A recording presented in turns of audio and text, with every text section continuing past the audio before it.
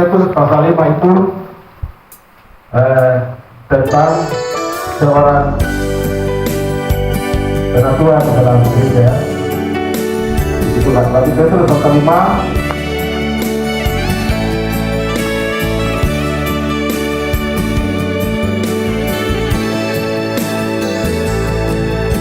1 Petrus pasal 5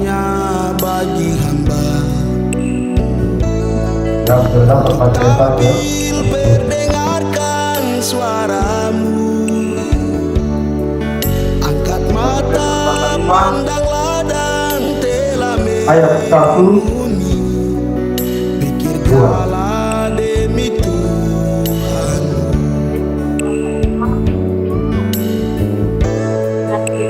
Balasanlah kawanan domba Allah. Saatnya Aku menasihatkan para penatua di antara kamu. Aku sebagai teman penatua dan saksi pemerintahan yang juga akan mendapat bagian dalam kemuliaan yang akan dikatakan kelak. Balasanlah kawanan domba Allah yang ada padamu, jangan dengan paksa, tetapi dengan sukarela sesuai dengan kehendak Allah, dan jangan karena mau mencari keuntungan, tetapi dengan pengabdian. ya juga. Jadi itu tugas seorang penatua. Mungkin sekali pasal ini berkata dulu melakukan tugas ini harus Tuhan menerima jabatan sebagai penatua tetapi tidak melaksanakan dengan baik. Tuhan. Jadi tugas penatua adalah menggembalakan kawanan domba jemaat Tuhan. Siang malam, hujan panas dan tetap melaksanakan ini. Puji Tuhan, jadi firman diingatkan, gembalakanlah kawanan domba Allah yang ada padamu, jangan dengan paksa, tetapi dengan sukacita sesuai dengan kehendak Allah, dan jangan karena mau mencari keuntungan. Jadi sebagai penatua melaksanakan tugas, kemudian yang berikut jangan sampai kesempatan ini dipakai untuk mencari keuntungan. Puji Tuhan, karena ini kita melayani itu upah kita di surga. Puji Tuhan. Contoh saya kasih contoh. Penatua-penatua yang di dalamnya ada tugas sebagai pegawai negeri atau mereka yang bekerja kerja di perusahaan yang punya uang, dia tidak bisa pakai itu untuk mengatur jemaat. Sekalipun dia punya uang banyak, dia orang intelek, dia orang hebat, tapi tidak bisa. Dia tidak boleh manfaatkan itu juga di dalam hidup berpolitik. Ya, manfaatkan jemaat itu untuk politik kepentingan berita. Itu yang saya katakan, itu tidak boleh. Haleluya. Misalnya di jemaat ini, Bapak-Bapak yang bukan di DPR, jemaat perkirakan seharusnya ada di jemaat itu Pak. Kalau kita sudah bicara kedua tempat, nanti saya dulu Pak. Arahnya ke kedua tempat. Ini yang mau kita. Puji Tuhan. Haleluya. Bawa kepada Kristus. Karena Kristus itulah yang memberi hidup dan menyelamatkan. Haleluya. Ya itu untuk penatua-penatua ya. Jadi bapak-bapak tetap tegak. Saya percaya di jemaat Tauhid itu tua luar biasa. Haleluya. Ya itu untuk penatua. Saya bicara apa pengertiannya, kaki kiri, kaki kanan, tangan kiri, tangan kanan. Puji Tuhan. Jadi kedua syafaat itu adalah kaki kanan. Puji Tuhan. Iya. Kaki kanan di dalam satu jemaat lokal. Mereka itu yang menopang rumah besar ini. semua pelayanan jatuh bangun Tak itu bisa mereka itu yang ku sopan. hitung lagi berkat yang selalu Puji Tuhan, kau beri. seperti seorang kita dapat dalam Alkitab pasal 4 ayat yang ke-12. Ku ini Epafras. Kolose pasal 4 terus pasal 4 ayat yang ke-12. pengasihanmu Tuhan, Ayat yang ke-12. sungguh ku tak bisa. Karena itu sebagai Karena begitu banyak salah dosaku, salam dari Epafras kepada kamu. harapanku Dia seorang dari antaramu, hamba Kristus Yesus yang selalu bergumul dalam doanya untuk kamu, supaya kamu berdiri teguh sebagai orang-orang yang dewasa dan yang berkeyakinan penuh dengan segala hal yang dikehendaki Allah. Jadi, ikut ke seorang pendosa bab satu istri jalani dapat menahan diri, bijaksana, sopan, suka memberi tumpangan, cakap mengajar orang lain. Tuhan, sebagai hamba jadi sebagai seorang yang memiliki jemaat harus orang yang bentuklah diriku. boleh kasih sesuatu, boleh kasih sesuatu dia melihat dan sebaliknya dengan apa.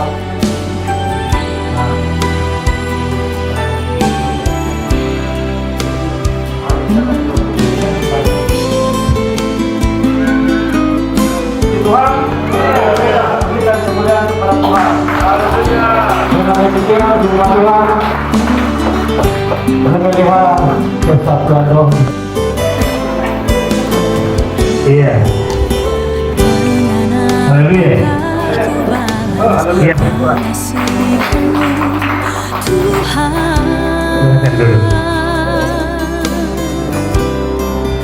sungguh ku tak bisa. Iya.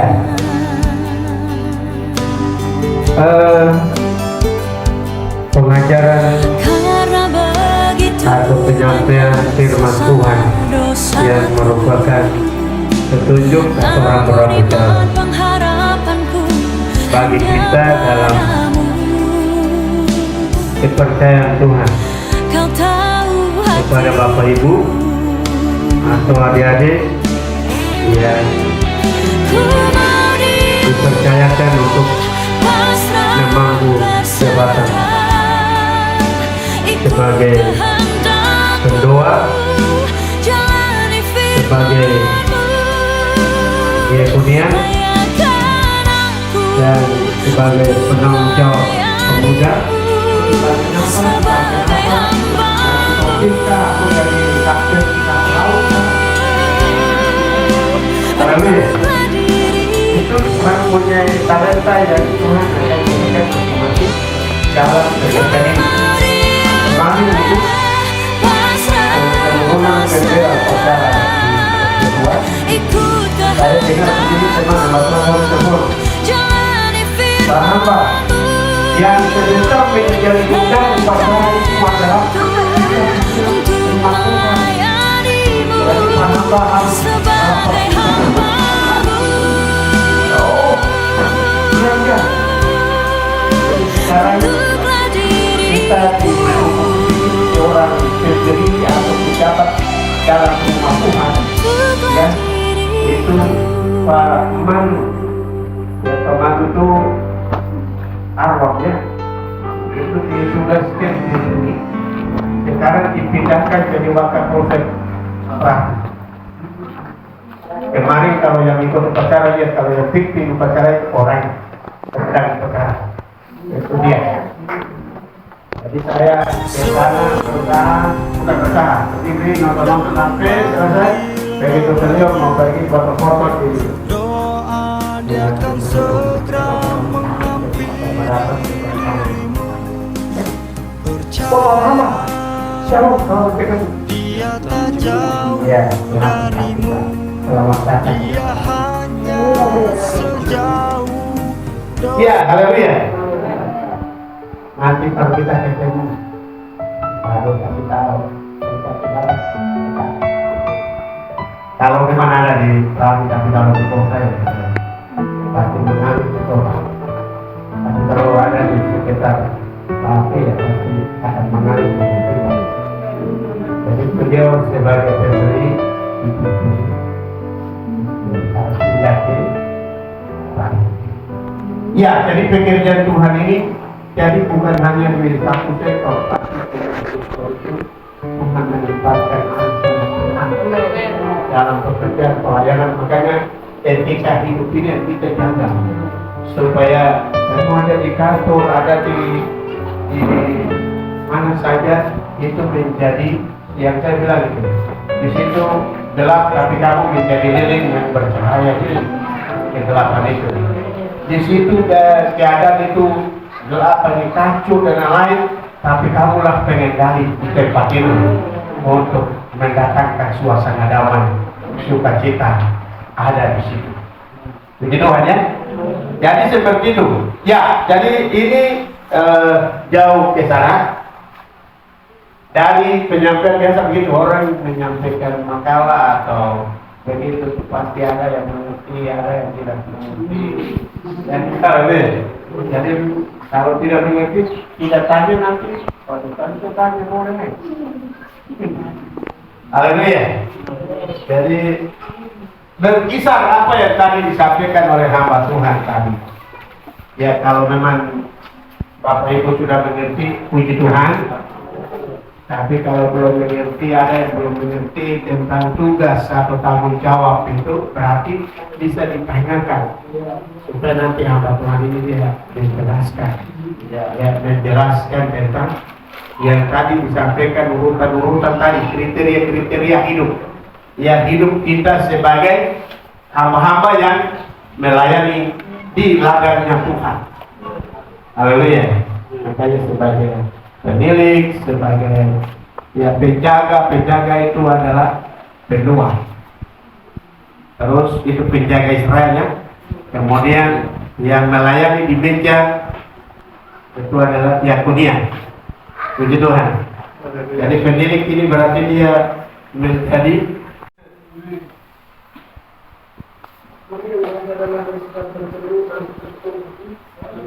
kita sudah dengar semua apa penjelasan dari hamba Tuhan tadi, semuanya sudah jelas. Bagi saya sudah, tapi namanya manusia ini kan ada yang terima, ada yang tidak. Jadi saya ini ada dua saja, satu dari perjanjian lama, satu dari perjanjian baru.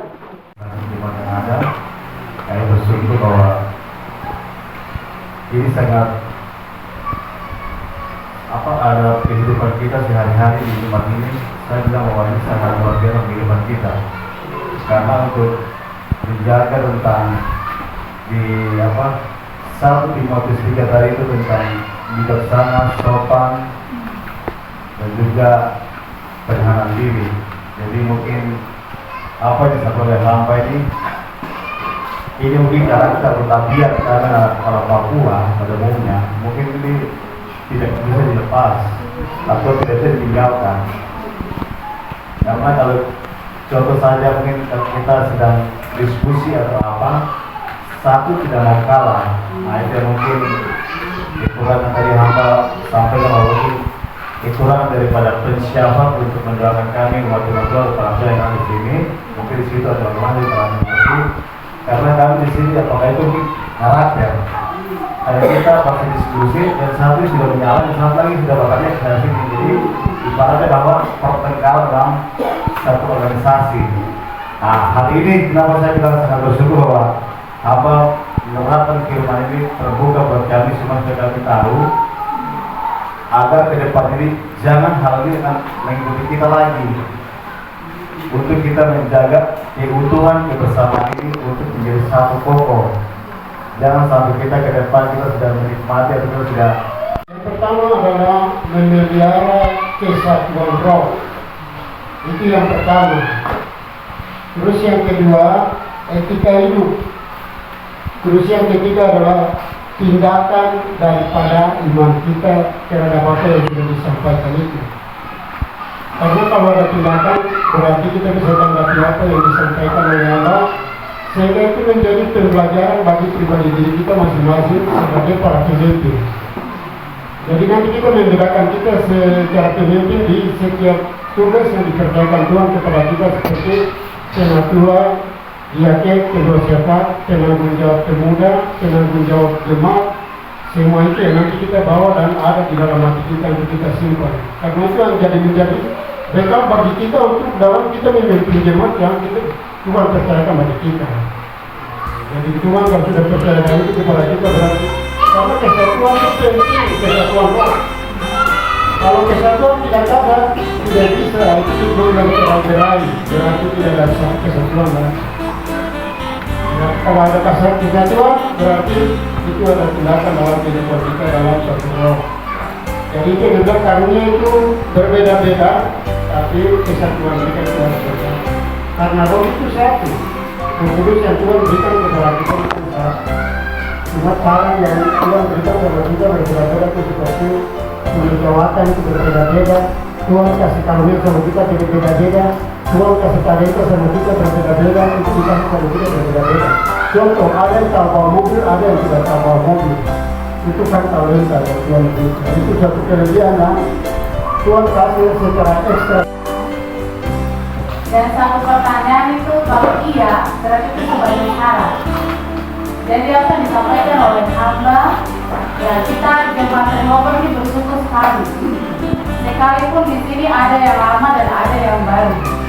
Tetapi dalam proses kita melakukan tugas dan tanggung jawab yang mulia ini sesuatu yang sangat berat. Dan harapannya ke depan tidak hanya hari ini.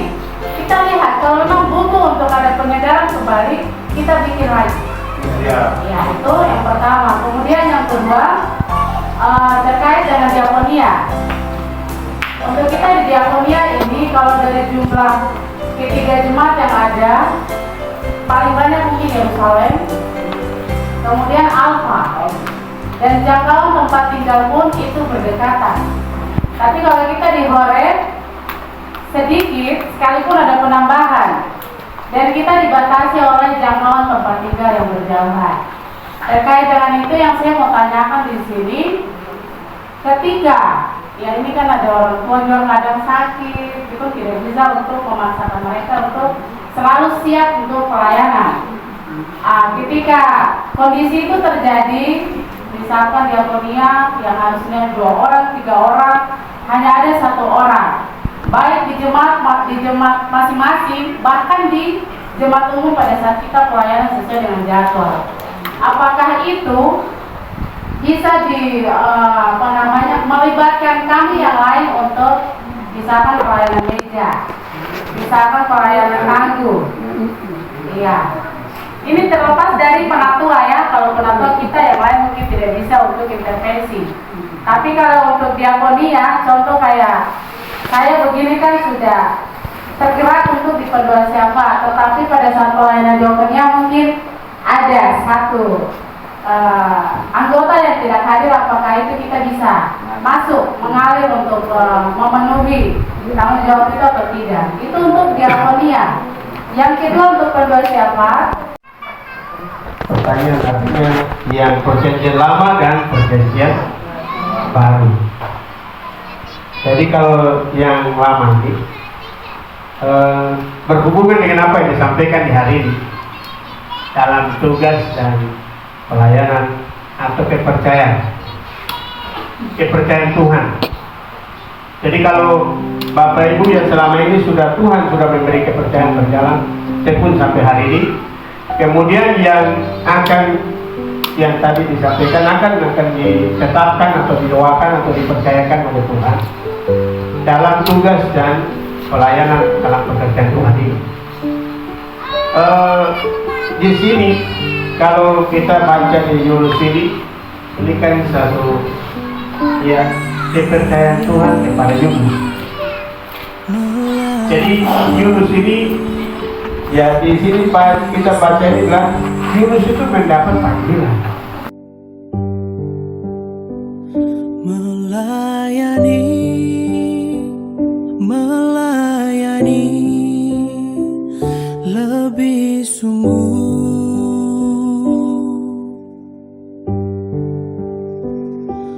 Tuhan lebih dulu melayani kepadaku, melayani, melayani lebih sungguh.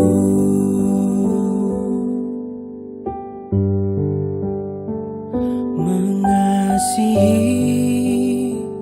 mengasihi lebih sungguh.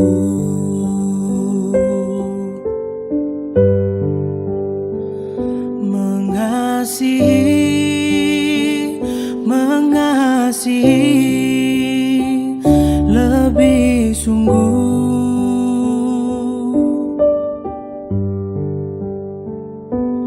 Tuhan lebih dulu mengasihi kepadaku, mengasihi, mengasihi lebih sungguh.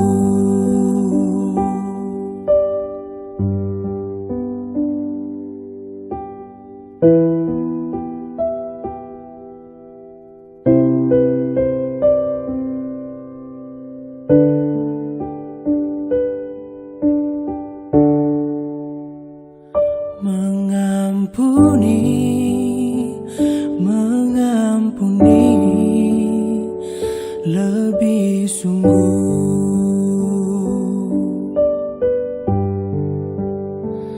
Mengampuni, mengampuni lebih sungguh.